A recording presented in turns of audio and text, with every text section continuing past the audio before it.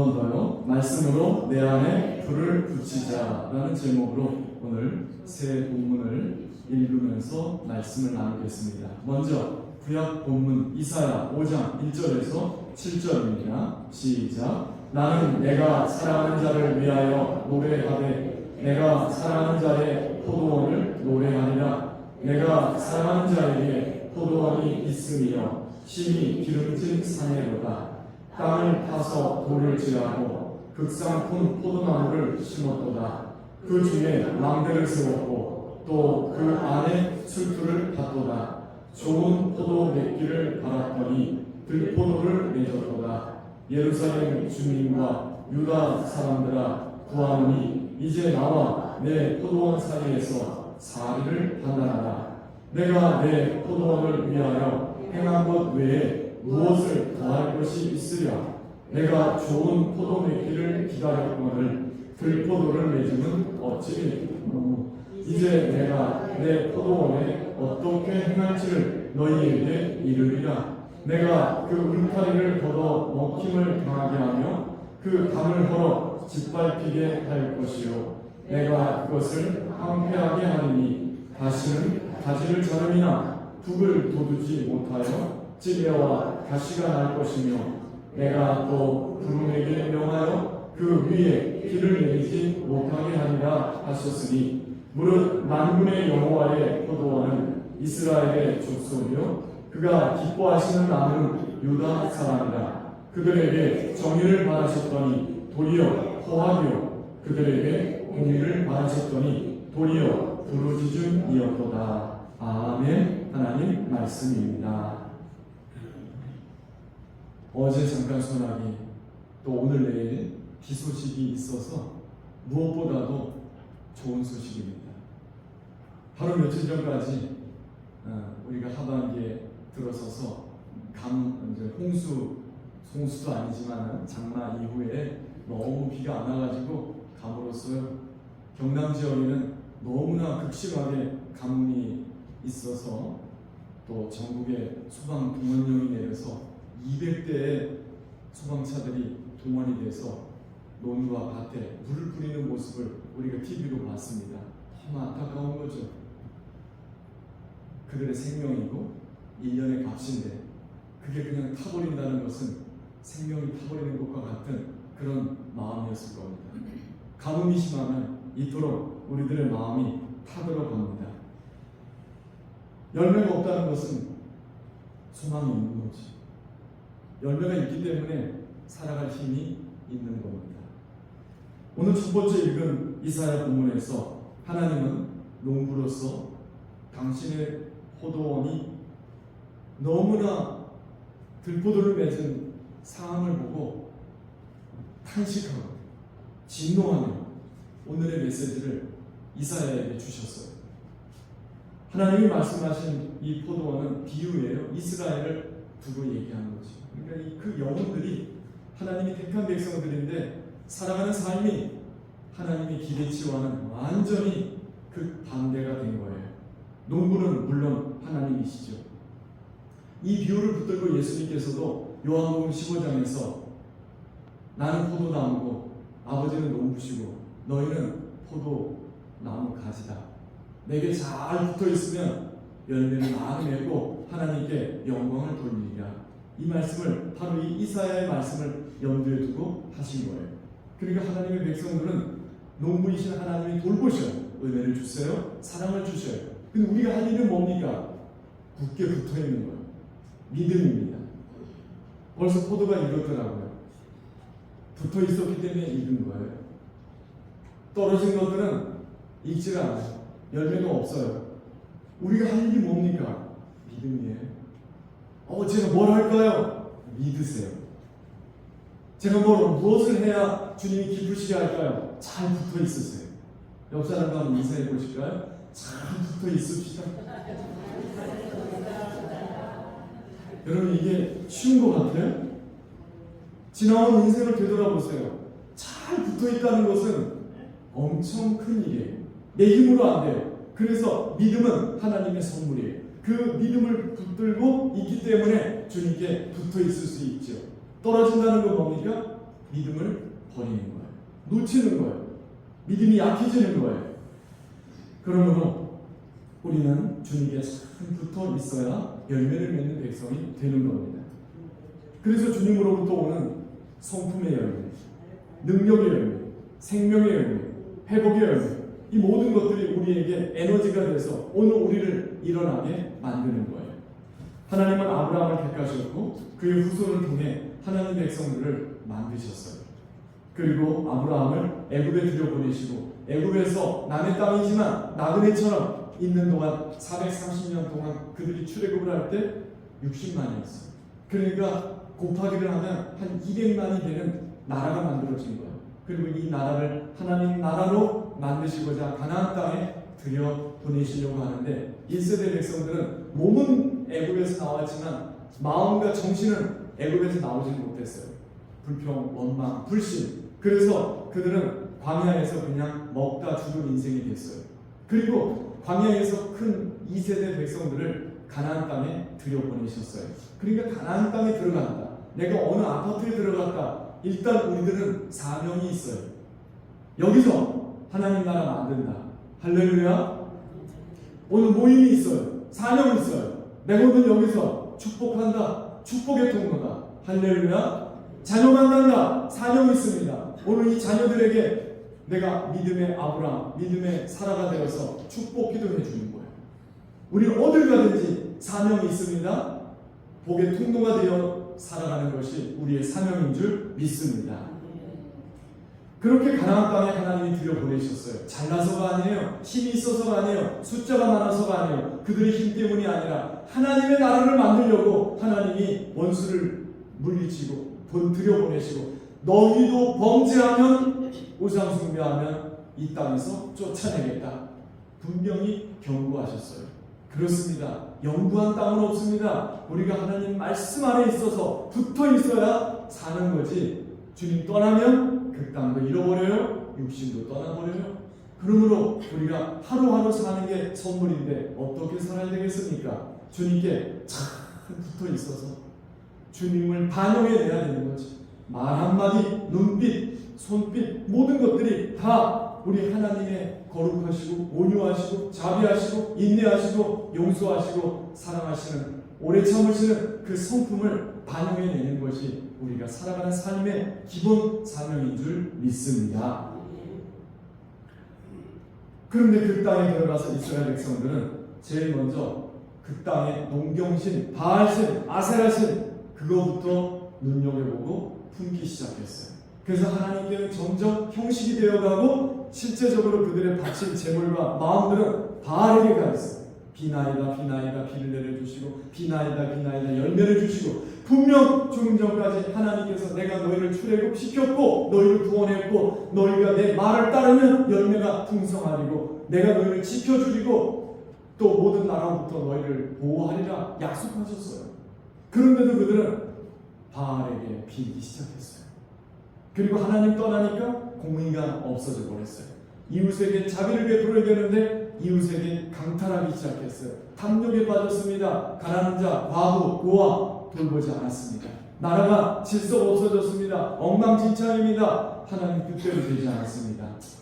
안타깝게 되었습니다. 그게 사사기를 읽어보면 고스란히 녹아져 있어요. 그 후로부터 변화되느냐? 이스라엘 역사가 타락의 길로, 탐욕의 길로, 우상숭배의 길로, 멸망의 길로 치달아가는 것입니다. 그래서 오늘 읽은 2절이 바로 이 모든 이스라엘의 역사를 한 줄로 요약하고 있어요.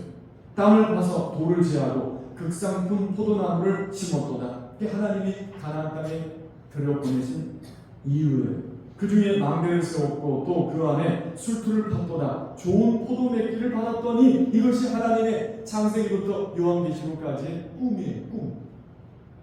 우리를 향한 하나님의 꿈이 뭐냐면 나를 통하여 하나님이 좋은 열매가 되기를 바라시는 거죠. 그래서 내가 좋은 열매가 돼서 하나님이 그 열매를 보시고 기뻐하시는 것. 이것이 하나님의 꿈입니다. 할렐루야. 이 교회를 택하셨으니까 이 교회가 하나님이 보실 때 좋은 열매가 되는 거예요.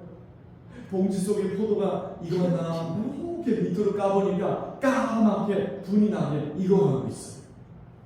물론 그 안에는 20알짜리도 봉지를 씌웠지만 여러분 잘 익은 열매는요 만족이 되고 기쁨이 돼요. 우리 하나님은 다른 거 보려고 하지 않으세요. 뭐 숫자 보시겠어요? 여기 있는 영혼들, 오늘 속한 우리들 모두가 기쁘고 감사하고 하나님을 향하여 목을 빼고 있으면 하나님이 좋아하시는 거예요. 근데 여기서 딴청 부리고 마음이 딴 데가 있어, 마음을 닫고 살아, 하나님은요 그 영혼을 향하여 너무나 안타까워 하시는 거죠. 이스라엘 백성들이 가나안 땅에서 바알 숭배, 아세라 숭배에 마음을 빼앗겼을 때 하나님은 그냥 내버려 두지 아니하시고 선지자들을 계속 보내셨고요. 드디어 오는 이사야를 보내셔가지고 그러면 안 된다, 하나님이 이 포도원을 허물어뜨릴 거다, 이 경고의 메시지를 애가로 불러서 노래하게 하시는 게 우리가 읽은 말씀이에요. 여러분 들포도를 맺었다. 들포도라는 게 뭐 보통 짜잔한 해서가 아니에요. 쓰고 열심만 가득해서 먹을 수 없고 퇴퇴 거리는 거예요. 가끔 산에 가서 이거 먹을 수 있는 건가 먹다 보면 퇴퇴할 때가 있어요. 뭐 더 이상 표현이 없어. 퇴퇴 뱉어버리는 거예요. 하나님께서 맛보신 이스라엘은 한마디로 퇴퇴, 먹을 게 없어. 우리가 어디 가서 음식을 먹을 때도 맛이 없으면요 2숟갈 들다 말아요. 맛있으면요 다 먹어요. 그러니까 이스라엘은 하나님의 생명의 양식이, 하나님의 기쁨이, 하나님의 전부인데 먹을 수 없게 됐으니 하나님의 진노와 탄식이 얼마나 컸겠느냐 말이에요. 하나님이 농사 지었는데 은혜로 사랑으로 농사 지은 것이 못 쓰게 됐으니까 어떻게 되겠어요? 갈아엎어야지. 7절을 보니까 무릇 만군의 여호와의 포도원은 이스라엘 족속이요 그가 기뻐하시는 나무는 유다 사람들이라. 그들에게 정의를 바라셨더니 도리어 포악이요 그들에게 공의를 바라셨더니 도리어 부르짖음이었도다. 하나님이 담지도 않았어요. 하나님이 싫어하시는 것만 골라 했어요. 5절 이제 내가 내 포도원을 어떻게 행할지를 너희에게 이르리라. 내가 그 울타리를 걷어 먹힘을 당하게 하며 그 담을 털어 짓밟히게 할 것이요 내가 그것을 황폐하게 하리니 다시는 가지를 자름이나 북을 돋우지 못하여 읽어보세요. 찔레와 가시가 날 것이며 내가 또 구름에게 명하여 그 위에 비를 내리지 못하게 하리라 하셨으니, 비를 내리는 분은 하나님이시지 바알 아니에요. 그들이 그렇게 바알에게 갖다 바치고 마음을 봤으니 하나님께서 또 바라시는 공의가 포악으로 바뀌어버렸어요. 정의가 없어요. 사랑이 없어져 버렸어요. 이제는 먹혀버리게 되리라. 즉 이방 나라에게 내가 이 나라를 맡기겠다. 그러면 그들이 쳐들어와서 포위하고 성을 무너뜨리고 짓밟고 포로를 끌려가고 진멸되는 거죠. 무시무시한 경고 아닙니까?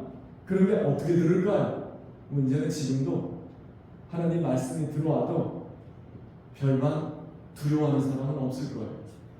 긴장하는 사람도 드물 겁니다. 말씀이니까. 근데 여러분 우리 오늘 제목이 놀라운 거 아니에요? 말씀이 일하셔요. 말씀이 역사하셔요. 이거 잊으면 안 돼요. 우리는 들었던 말씀이 지나간다고 해서 지나가구나 아닙니다. 살아 역사에서 내 안에 계속 역사하시는데 끝끝내 그 말씀에 내가 굴복하지 아니하면 결국은 주님께 버림받습니다. 그러니 말씀들은 대할 때마다 참으로 중하게 받아야 할 줄로 믿습니다. 하나님의 은혜와 사랑을 아낌없이 베풀어 주셨는데 그걸 은혜인 줄 몰랐어요. 사랑인 줄 몰랐어요. 오늘도 우리가 별일 없이 한 주간을 보내다 왔어요. 은혜입니다. 큰 사랑입니다. 용서입니다. 이거 별거 아니게 여기고 나는 한 것도 없는데 자기를 중심으로 생각하면 오만입니다. 착각입니다. 하나님이 큰 은혜로 우리를 붙들어 주신 거예요. 그런데 이 은혜에 보답하는 열매 맺는 삶은 그건 결국 뭡니까? 주님 앞에 나의 신앙이 참 유지가 되어서 감사합니다. 그리고 사명 앞에 뜨겁고 말씀 앞에 긴장이 되고 조심하려고 하고 열심을 다하려고 하는 마음, 그것을 품는 것이 한 주 동안 은혜에 합당하게 사는 거예요. 할렐루야. 그렇습니다. 끝끝내 이스라엘은 말씀을 듣고 경고를 듣고도 돌아오지 않았어요. 회개하지 않았어요. 이사야의 입을 듣고 회개하지 않았던 그들은 결국 100년이 지나서 그 사이에 예레미야도 있었고 에스겔도 있었어요. 다 듣지 않았어요. 결국은 바벨론이 쳐들어와서 1차, 2차, 3차 침공으로 예루살렘 성은 무너졌고 그들이 자랑하던 그들의 안전을 보장하던 예루살렘 성전도 짓밟혔어요. 그리고 포로로 바벨론에 끌려갔어요. 그리고 그곳에서 하나님 없는 땅에서 70년 동안 괴로워하고 고통당하며 있다가 또 하나님의 국률로 돌아오게 된 것입니다. 그러니까 하나님이 진멸하실 때 아주 진멸하지 아니하시고 노하실 때 아주 노하지 아니하시고 남겨두었어요. 결국은 하나님의 소원이 뭔지 이제 윤곽이 드러나죠. 짓밟히겠다, 무너뜨리겠다, 포로되겠다가 아닌 거예요. 너희를 살리려고 한다. 너희를 깨우려고 한다. 너희 정체성을 회복시키려고 한다. 너희는 언약 백성, 하나님 백성, 예리하는 백성, 내 나라 백성, 내 소유야. 그러면 다시 내게로 돌아오기까지 내가 너희를 연단하리라. 할렐루야. 이게 하나님의 본심입니다. 오늘 아팠어, 문제 생겨서, 길이 안 돼서 낙심하지 마세요. 하나님의 본심을 붙들고 돌아가야 돼요. 우리의 자녀들을 교육주는 일과 가정의 일과 모든 일들이 나를 깨우시려고 하는구나, 말씀하시는구나. 그때 주께 돌아가서 울며 회개하며 다시 감사와 기도와 기쁨을 회복하게 될 때에 하나님이 기뻐하실 줄 믿습니다. 그렇습니다. 그들은 말했어요. 설마 우리를 치시겠어? 우리를 어찌하시겠어? 우리가 하나님께 언약 백성 아니야?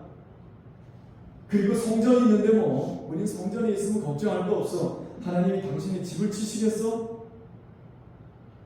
착각이었어요. 하나님은 성전 버리셨어요. 하나님 없는 성전 버리셨어요. 에스겔서를 보면 에스겔을 들어다가 바벨론에서 예루살렘으로 다시 데려다가 왜 내가 이 성전을 떠나왔는지 보여줄까? 봤더니 성전 곳곳에 담벼락 구멍에 뚫은 그곳까지 개구멍 속에서까지 짐승의 우상과 곤충의 우상과 질투의 우상과 모든 더러운 것들이 바글바글하게 그 속에 있었어요. 그리고 거기 종교 지도자로부터 시작해서 백성들까지 다 거기에 각자가 들어가서 태양신을 숭배하기 위해서는 하나님을 등지고 궁둥이를 들이대며 거기다 엎드려 경배를 했으니 하나님을 얼마나 경멸하고 멸시했고 하찮게 여겼습니까? 하나님이 율법을 주셨건만 율법은 땅에 떨어진 지 오래되었어요. 그래서 요시아가 얼마나 오랜 세월 동안 성전에 감추어져 있던 율법책을 성전 벽을 허물고 보수하다가 거기 감춰놓은 것을 발견한 거예요. 시대가 악하니까 어느 의인이 율법을 여기다 두었다가는 불필요 없어지겠다. 그래서 감춰두고 폐치를 한 거예요. 근데 그게 무너져가지고 보수하다가 요시아의 눈에 발견하고 신앙 개혁하자, 성전 개혁하자, 성교회부터 수리하자 그러면서 그들의 신앙을 잠깐 동안만 일깨웠던 겁니다. 맞습니다. 우리가 은혜를 여기지 못하고 말씀이 주신 것을 말씀으로 중하게 여기지 못하면 금세 이 모든 것들이 무너지게 됩니다. 그러면 우리가 물건을 사면 뭐부터 봐요? 1번 가격, 2번 날짜, 언제까지냐? 그래서 냉장고 정리할 때도 언제까지냐? 지나가면 아까운 거는 좀 더 먹어. 한참 지난 거는 냅다 버려. 말씀도 유효기간이 있어. 오늘 설교는 유효기간이 언제일까요? 일주일? 다음 주에 새 말씀이 또 오니까? 아닙니다. 언제까지 오늘의 말씀이 유효기간이 되어서 갈지는 하나님만 아시는 거죠. 근데 그 유효기간 안에 내가 그 말씀을 먹고 삼켜서 기운을 내서 이런 거죠? 하고 드러내야 되는 거예요. 밥 먹으면 허리가 펴져요. 밥 안 먹으면, 두 끼만 안 먹으면 허리가 꼬부라져요. 기운이 이렇게 금방 나는데 하나님의 말씀의 효험이 내게 아무런 효용이 없다. 그것은 말씀을 안 먹은 거 아닐까요? 아니면 지식으로 듣고 내 삶으로 녹여내지 못한 건 아닐까요? 말씀에도 유효기간이 있다는 사실을 알고 이스라엘 백성들이 그 말씀을 받고도 외면하니까 결국은 예레미야 때 가서 하나님이 바벨론을 들어 치셔서 이제 이스라엘 백성들이 나라 없는 나라 되게 많은 거예요. 그렇습니다. 하나님 말씀 살아 역사하셔서 히브리서는 말하기를 하나님의 말씀은 좌우의 날선 검과 같다는 거죠. 우리 영과 육체, 골수 찔러 쪼개고 남는다고 했어요. 그토록 예의한 거예요. 우리는 우리끼리 즐겁고 잘 보내면 되지 않을까요? 목사님한테도 잘하고 우리 성도들끼리서 주고받고 우리 공동체 정말 아름다운 공동체. 그러나 생각해보니 이것만으로 우리가 100점을 맞을까요? 합격이 될까요? 아닙니다. 하나님과의 관계, 하나님 앞에 서야 돼요. 너무 시선을 낮춰가지고 그냥 우리끼리 이렇게 또 이 정도로 살면 되지 뭐 라고 살면 안 된다는 거예요. 하나님 앞에 단독하고 서서 물으실 때가 있는 건데 너의 행실대로 내가 심판하리라. 이게 두려운 거예요. 이게 두려운 거예요. 시간이 지나면 우리는 기운 없어집니다. 시간이 지나면 우리는 예배 자리에도 못 나올 정도로 기력이 쇠약해질 때도 올 것입니다. 그런데 지금 이 자리에서 힘 있을 때 기도하고 힘 있을 때 전도하고 힘 있을 때 하나님 앞에 헌신하고 내게 주어진 시간이 있을 때 어제도 그런 말씀을 하더라고요. 내가 지금 할 수 있을 때 섬기는 거죠. 맞아요. 근데 언제까지는지는 몰라요. 그러니까 여러분 나중에 해야지. 언제 해야지? 없습니다. 물질도 없어집니다. 몸도 내 맘대로 안 됩니다. 안 움직여집니다. 그러니까 지금 내가 할 수 있을 때 교회를 둘러보면 내가 뭘 할까? 어느 날 사랑하는 동료들을 볼 때 내가 뭘 할까? 그래서 기도라도 한 자락 더 드려야지. 오늘도 내가 있는 것으로도 더 좀 섬겨야지. 이 마음을 마음 가운데 갖는 게 이게 불 아닙니까? 그래서 누가복음 말씀으로 넘어갑니다. 누가복음 12장 49절에서 51절 그리고 56절 시작. 내가 불을 땅에 던지러 왔노니 이 불이 이미 붙었으면 내가 무엇을 원하리요? 나는 받는 세례가 있으니 그것이 이루어지기까지 나의 답답함이 어떠하겠느냐? 내가 세상에 화평을 주려고 온 줄로 아느냐? 내가 너희에게 이르노니 아니라 도리어 분쟁하게 하려 함이로라. 외식하는 자여, 너희가 천지의 기상은 분간할 줄 알면서 어찌 이 시대는 분간하지 못하느냐? 아멘. 하나님 말씀입니다. 하나님이 무엇을 하시러 이 땅에 오셨다고요?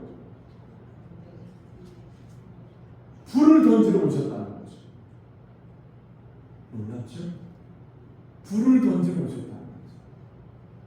불을 던지면 불이 타요. 근데 마른 것은 불이 타고 젖은 것은 불이 안 타요. 죄는 불이 타고 음란도 불이 타고 내가 잘못된 자리에 있는 것도 불이 타요. 그럼 태울 것은 소멸하시고 다시 깨끗게 하시겠다는 거죠. 침체된 것은 일으키시겠다는 거죠. 죽은 것은 살리시겠다는 거죠. 마비된 것은 움직이시겠다는 거죠.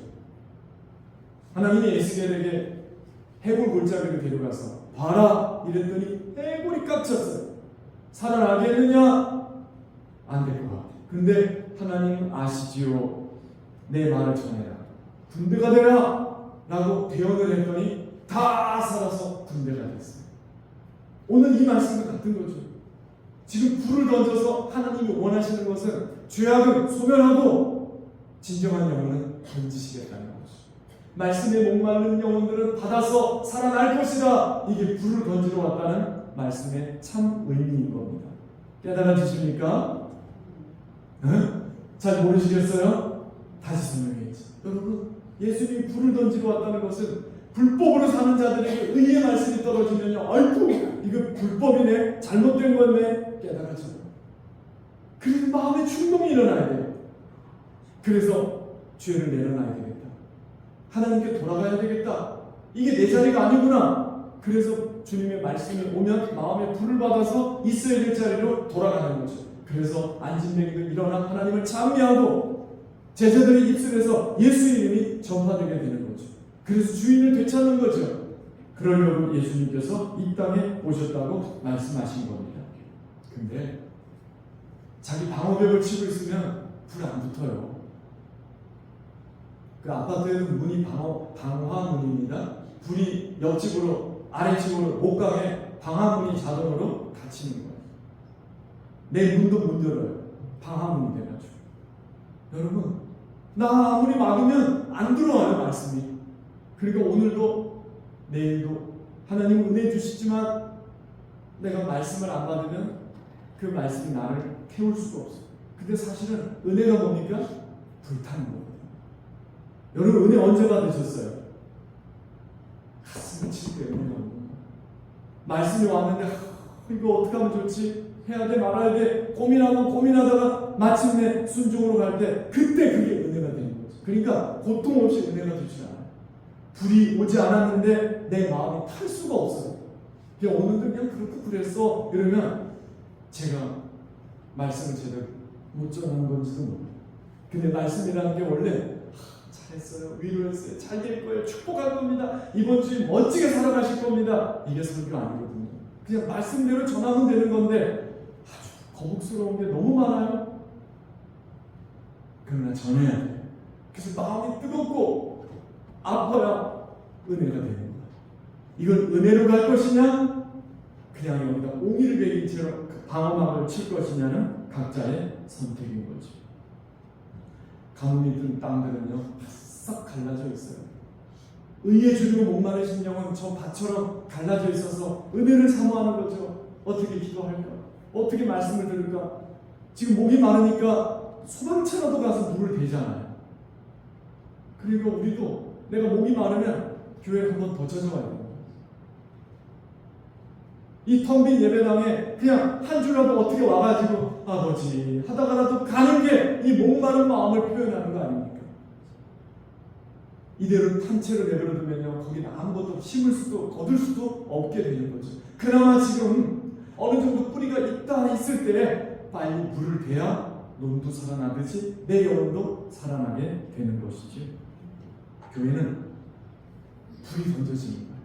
그래서 회개가 일어나고 그래서 죽었던 영혼들이 감사로 기쁨으로 회복이 되고 전도도 하고 헌신도 하고 내가 생각을 바꾸고 돌이키는 것, 이게 교회요, 이게 성도인 줄 믿습니다. 좋은 거 들으려고 온 거 아니에요. 나를 바꿔지는 것이 교회인 줄 믿습니다. 그래서 주님이 한탄하시기를 이 불이 붙었으면 내가 무엇을 원하리요 라고 말씀하셨으니까 내가 이렇게 불을 던졌건만 불 붙은 영혼들은 적은 자들 뿐이구나. 그래서 지난주 말씀에 이 적은 무리여 너희에게 내가 하나님 나라 주기를 기뻐하노라 이 메시지를 주셨잖아요. 오늘도 모두가 적시지는 않을 거예요. 그러나 저도 내 마음에 막 충동이 오고 일어나야지 라는 마음을 가지셨다면 불이 붙기 시작하는 거죠. 시골에서 아궁이에 장전이 불 붙일 때 얼마나 힘들어요. 콜록콜록거리고 눈물 콧물 쏟으면서 불쏘시개를 갖다 놓고 해서 불이 팍 붙으면 처음에는 연기가 나다 나중에는 막 아궁이로 불이 막 빨려 들어가서 잘 타요. 그땐 젖은 거 넣어도 타요. 근데 젖은 솔까지 아무리 갖다 놓고 불 켜봐야 연기만 나는 거죠. 불을 붙이는 건 힘들고 애써야 됩니다. 그러니까 내 안에 불도 작은 불씨를 가지고도 막 살려내는 거 그건 내가 해야 돼요. 그래서 은혜의 자리에 있어야 되고 은혜의 언어들을 나누는 사람들과 같이 앉아 있어야 되고 성찬의 자리에 참여하며 어떻게 하면 뜨거워질 수 있을까? 그리고요 은혜도 간직하는 게 진짜 중요해요.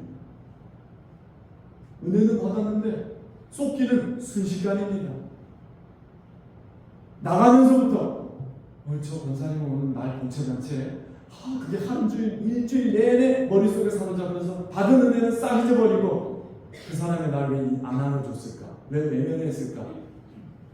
이거에 사로잡혀.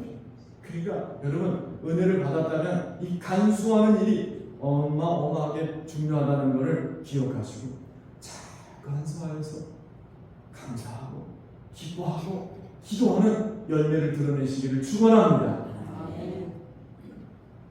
불이 붙으면 어떤 인생으로 살 것인가? 마지막 히브리서 본문을 읽고 마칩니다. 히브리서 11장 33절부터 40절입니다.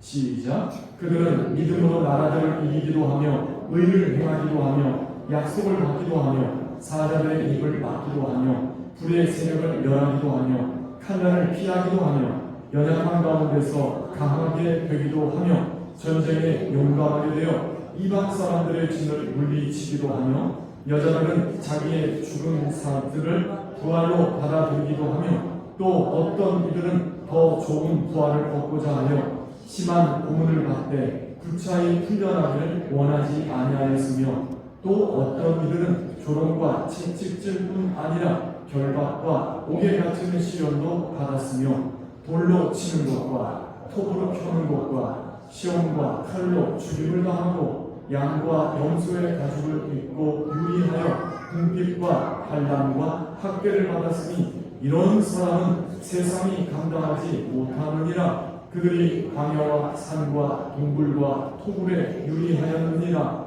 이 사람들은 다 믿음으로 말미암아 증거를 받았으나 약속된 것을 받지 못하였으니 이는 하나님이 우리를 위하여 더 좋은 것을 예비하였은즉 우리가 아니면 그들로 온전함을 이루지 못하게 하려 하십니다. 아멘.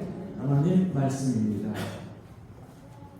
믿음은 말씀을 들음으로 생겨요.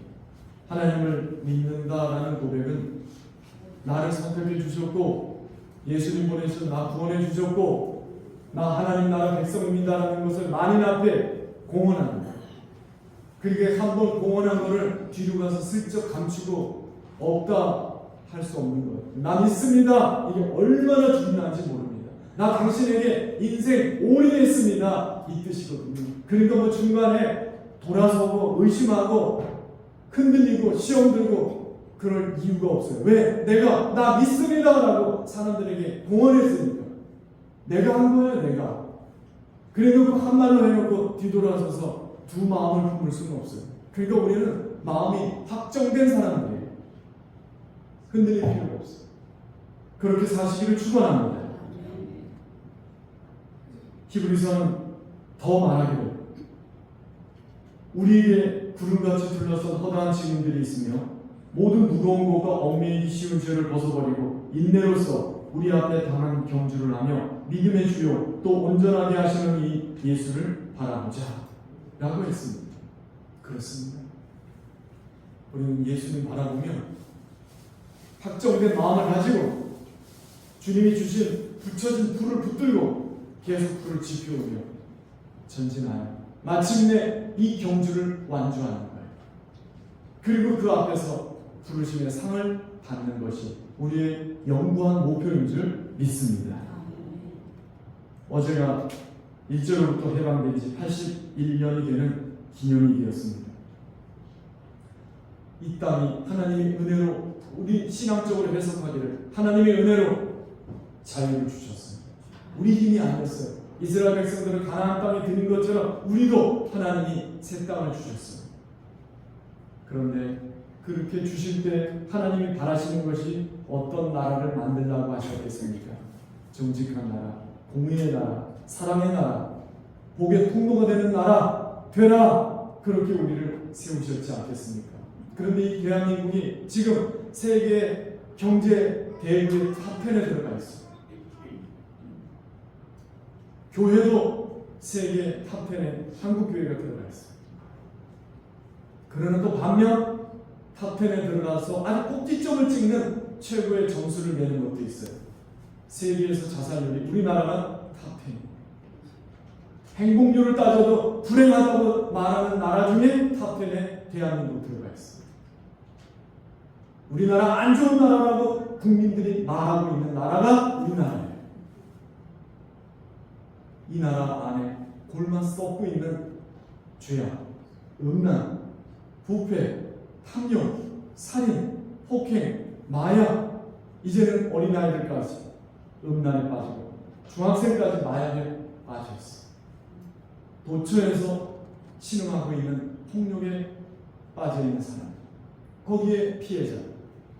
이 나라를 위해서 이제 광복 81주년을 맞는 교회와 우리나라가 어디로 가야 되겠습니까? 마음의 말씀을 받아 불을 받아서 다시 정직한 나라, 이웃을 돌볼 수 있는 나라, 그리고 교회는 말씀 앞에 벌벌 떨 수 있는 그런 교회로 돌아가는 것, 그것이 하나님이 보시는 기뻐하는 열매인 줄 믿습니다. 우리의 기쁨의 근원은 주님께 가 있는 거죠. 그래서 주님이 계시기 때문에 기뻐하고 감사하고 자족하며 우리가 하나님 앞에 열심을 다하여 이 경주를 다하고 있는 줄 믿습니다. 우리끼리 조금 만족하고 있다고 100점 아니라 하나님 앞에 내가 설 때 어떻게 설 것인가, 무엇으로 설 것인가, 이것을 생각하는 우리의 남은 날이 되어야 될 것입니다. 베드로는 성전 미문에 앉은 데에게 말했습니다. 나 은금은 없다. 그러나 나사렛 예수의 이름을 내게 주노니 일어나 걸어라. 이것이 베드로의 사역뿐만 아니라 이 땅에 있는 그리스도인들의 사역인 줄 믿습니다. 우리의 자리에서 불을 붙여 가야 되겠습니다. 그 말씀도 유효기간이 있다는 사실을 기억하며 기도할 때 순종하고 하나님 직분 감당하고 그리고 내 영혼이 더욱 주님이 주신 열정으로 다시금 불탈 수 있게 해달라 간구하는 우리 모두 되어야 되겠습니다. 모두 자리에서 일어나 주시죠. 1분만 우리가 기도하고 찬양으로